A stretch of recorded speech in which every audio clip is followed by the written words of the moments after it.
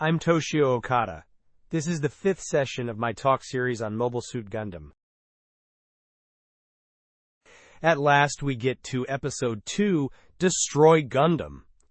Episodes 1 and 2 were likely produced back-to-back, essentially a 1-hour special split into 2 halves.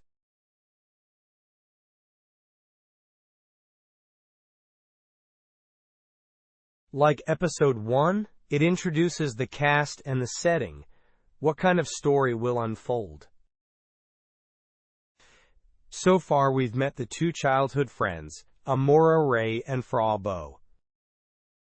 And Bright Noah. He'll become the captain later, but right now he's a brash kid of about 18 or 19. Next is Captain Paolo Cassius, the original captain of the White Base. Salem Ass and Kai Shiden also make their first appearance here. On the Zeon side, besides Char and Ensign Dren, Lieutenant General Dozel Zabi shows up, over the radio at least.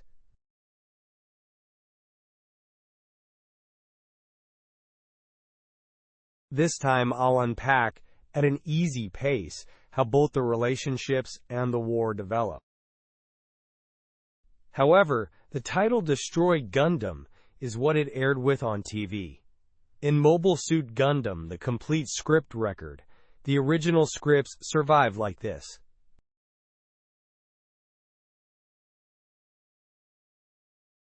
Episode 2's original title was Red Comet. Episode 1's working title was Mobile Suit. Episode 2 was Red Comet. Episode 1 relentlessly followed Amuro Ray. From this 14-year-old's viewpoint, how he sees the people around him, the war, Zeon, even his father.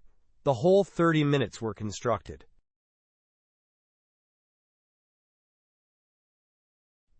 By contrast, Episode 2 tracks Char Aznable, a young Zeon officer, also about 18 or 19.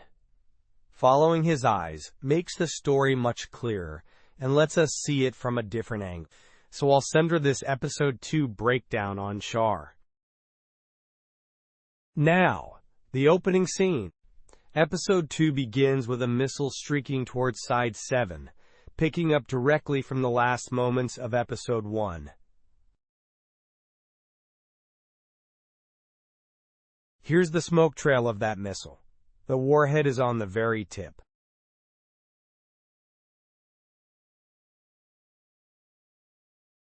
Starting a story just seconds after Episode 1 ends is extremely rare. I'd hardly seen it before.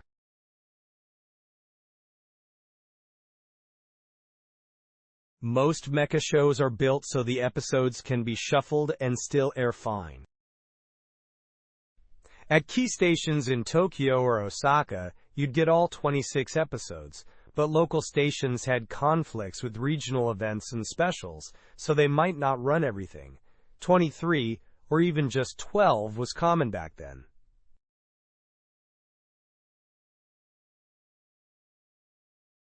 Since Mobile Suit Gundam was a late 70s TV anime, you'd ordinarily plan for that.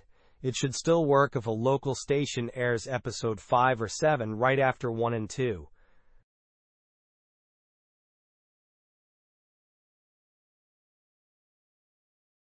But here they start just seconds after Episode 1. Proof the staff were fired up, and also a choice that made the series harder to handle later.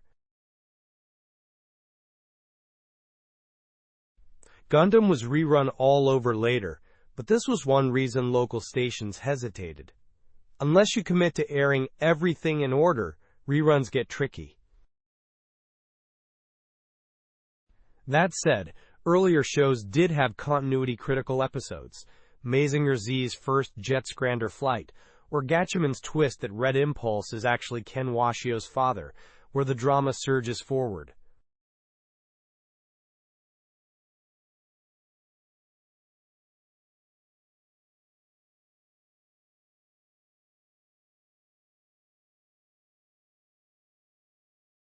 So even in robot/SF anime, non-shuffleable installments weren't unprecedented.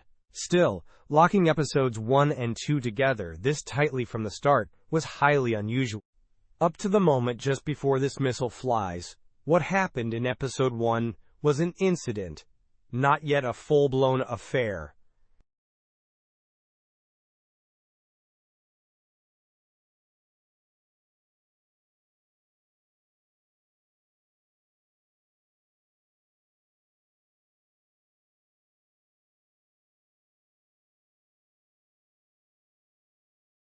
A jiken is any occurrence.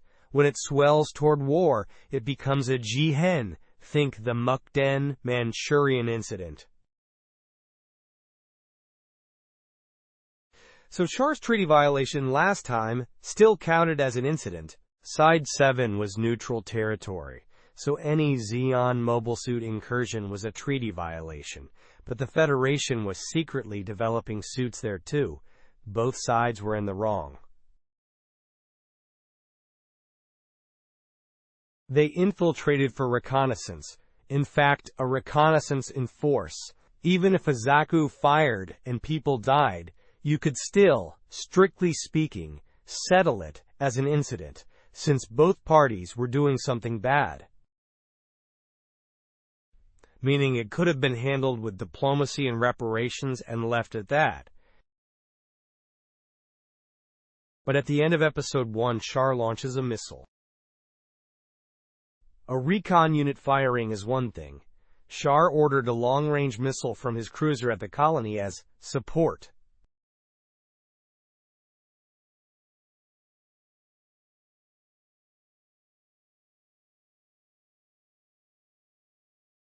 At that point, the event becomes a jihen, a spark toward war. In a sense, Mobile Suit Gundam as a whole is a war Char Aznable started. After the Battle of Loom, Zeon's Independence War, colonies fell to earth. Both sides lost half their populations, and after 8 months of stalemate, they were, realistically, edging towards ceasefire talks.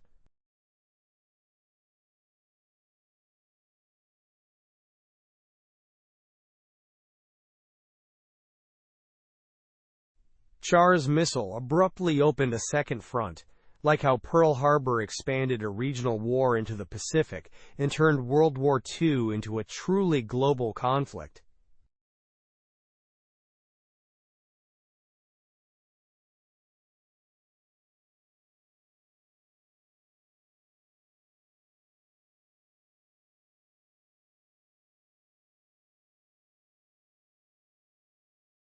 Later they'll probably argue about who fired first. It'll mirror real disputes.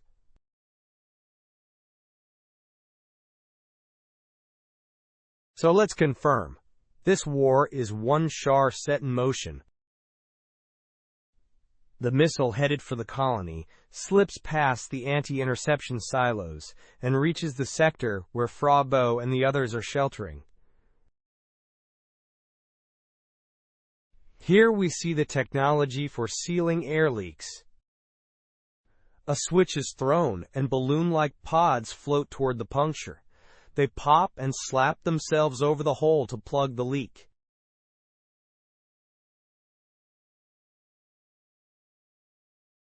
You get several such sulfur monofluoride-ish techno-visual ideas.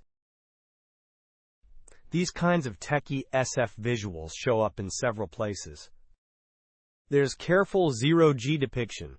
When Amuro says, "Hurry up," everyone clings to handrails, and as the shuttle moves, they all drift in the same direction.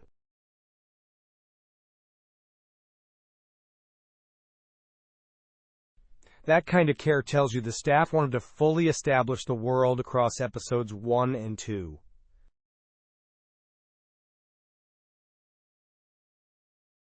Next we get the scene where Captain Paulo is wounded. Shrapnel from the enemy missile hits. He shields Ryu Jose, takes the fragments across his chest, and is badly injured, signaling that the dependable adult is gone. Of the 3 Zeon soldiers who carried out that reconnaissance in force in Episode 1, only Slender returns.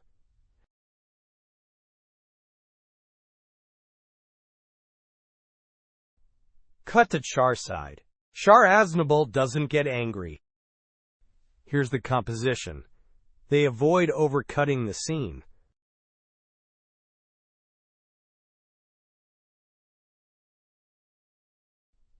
In a typical drama, you'd go, Char close-up right pointing arrow, slender reporting, as separate cuts. But slicing it up wouldn't make stronger images. Holding all three in frame with rolls and spacing readable is rare. And if you split them, the visuals go flat.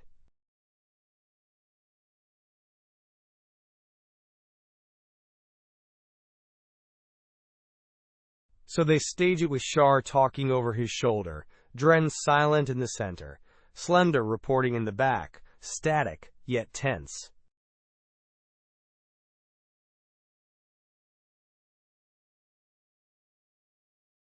Now for the line exchange.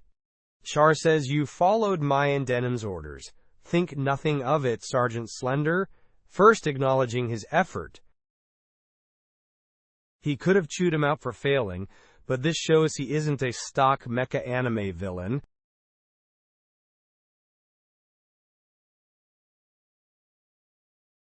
Slender replies, "Thank you, sir."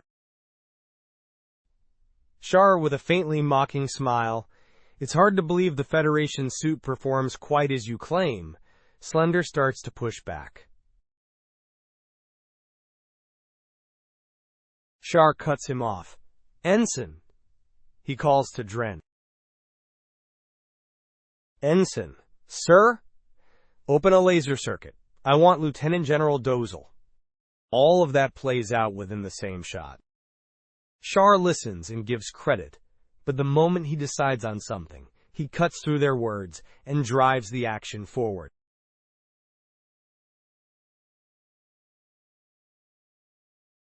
These touches showcase Char's almost inhuman competence.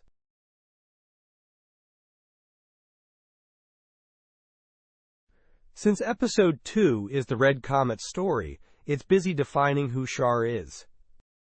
Where Episode 1 painted Amuro as a self-absorbed, hard-to-read kid, obsessed with machines and at odds with his father, Char is drawn as someone who seems to have everything.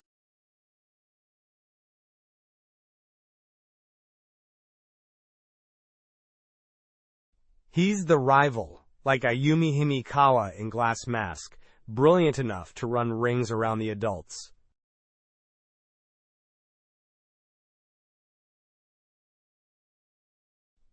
Char orders, "Open the laser link. I want Lieutenant General Dozel," calmly commanding a man far older than himself, and then we cut to the wounded Captain Paulo. "Frabo," called by Sayla. "You can wrap a bandage, right?" Heads to sickbay and finds Captain Paulo in bed. When Bright comes, and Fra too, they're both visibly shocked. Their faces are how the show tells us how grave his wounds are.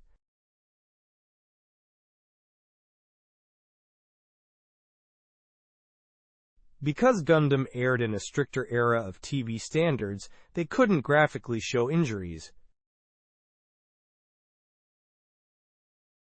Tamino probably wanted to show missing arms, gaping wounds, blood, but since they couldn't, they used everyone's reactions, each person gasping at Paulo to say, "It's that bad."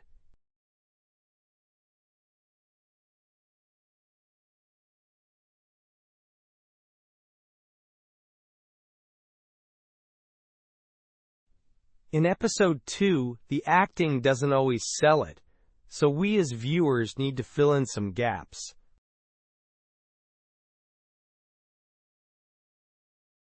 Ryu Jose and Fra attend him. Bright comes for instructions. As they fret that no one can fly the ship, Mirai Yashima volunteers. "I do have a space glider license." And so the characters who will form the ship's student council-like command group start gathering.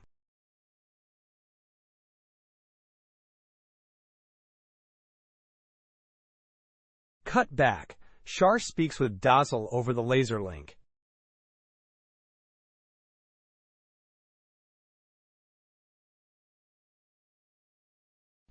Dazzle is the small figure on the monitor.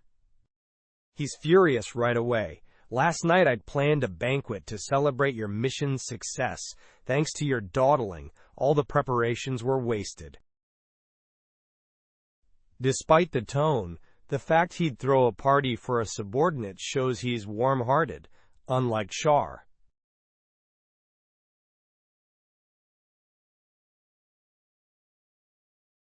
From that we see, Char runs on cold reason, reading ahead and pushing forward regardless. Dazzle thanks his men, drinks with them. He's got that old-school sentimental streak.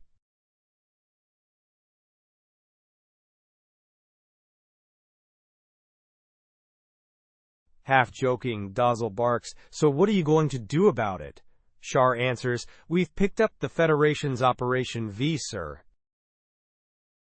Operation V?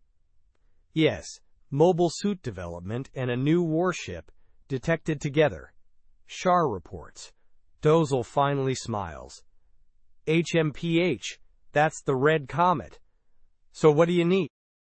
At that, Dazzle drops the party talk. This just got serious. Until that instant, he hadn't known why Char was late, again showing Char's habit of acting on his own initiative. When Char thinks this will work, he delays reporting up the chain, tries to secure the prize, then informs his superior. That habit shows here too. Dazzle, genial a moment ago, instantly drops the mask and asks, "So, what did you get out of it?"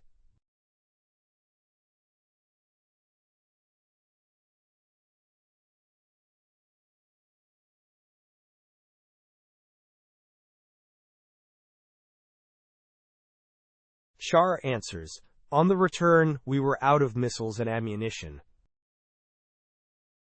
They skip a line or two. Older robot shows would have padded this with extra exposition, but not here.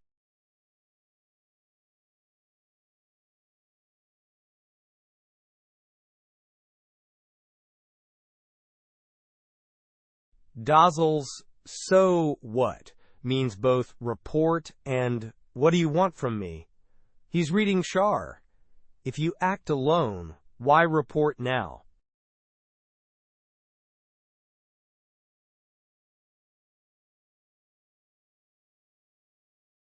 Char shows a weak spot. Since operations are concluded, our missiles and ammo are gone. Dazzle keeps it tight. You want resupply? I'll send it.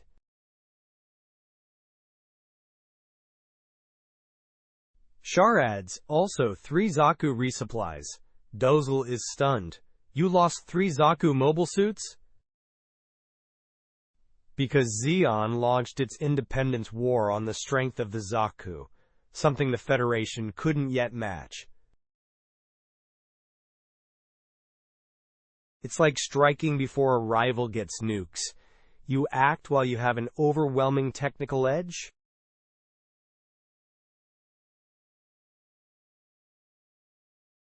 So hearing that 3 prized Zakus were lost shocks Dazzle.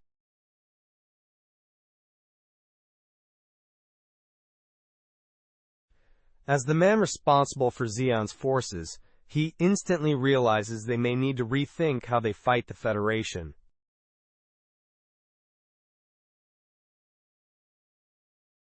Char continues, "Yes, sir. 2 of them were taken out by a single Federation mobile suit."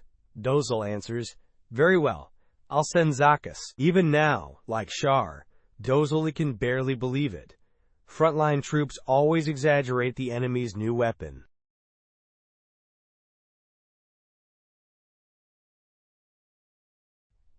In World War II, U.S. Navy pilots raved that the Zero was unbeatable, that Americans could never build such a plane.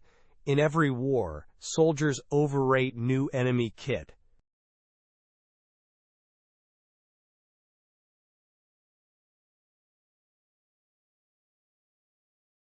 So Char only half buys Slender's story, and Dazzle half suspects Char simply botched it and lost suits. yet he still says, "Fine, I'll send Zakas." He issues broad orders. Obtain any and all data on Operation V. If possible, seize that mobile suit. From that moment, Char stops freelancing.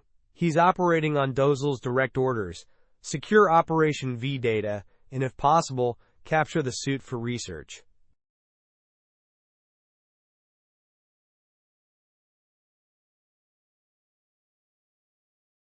"I'll try." Good. The link ends, and Char immediately says, "Ensign, assemble 3 assault troopers." Dren. "Sir? Shouldn't we wait for the supply ship?" Char. "In war, you must think 2 or 3 moves ahead." Slender escaped. So the reverse should be possible, no? It's a chess-like exchange, each showing a bit of their hand. Char asked for resupply but had no intention of waiting. He already had the next move.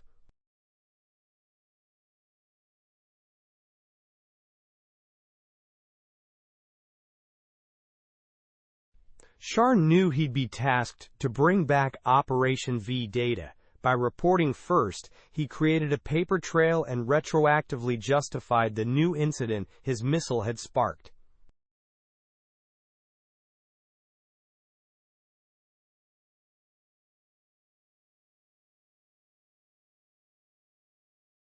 Then Char and 3 assault troopers drift through space toward Side 7 to infiltrate.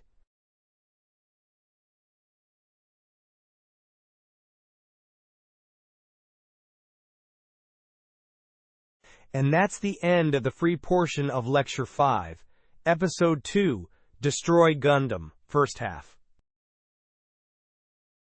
A quick note.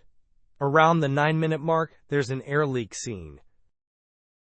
Air escapes from White Base. Balloon patches float over, pop, stick, and stop the leak.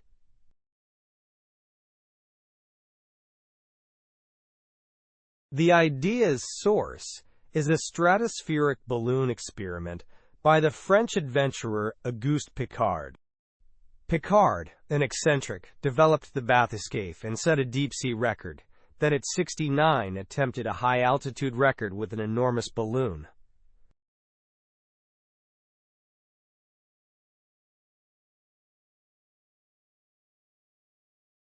He built a fully pressurized cabin and a balloon nearly 40 meters across to chase the altitude record. During the attempt, a hole accidentally opened in the pressure cabin. As air bled out and things looked dire, he jammed in some sticky stuff he had on hand and survived, or so his biography says.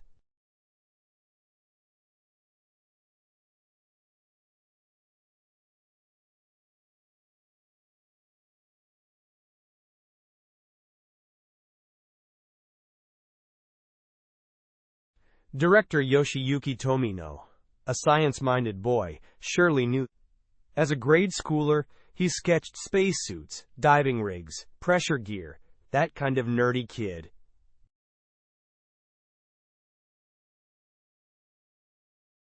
So when White Base's hull ruptures, he drew on Piccard's anecdote and, in Gundam, evolved it into balloons that float to the leak and burst to plug it.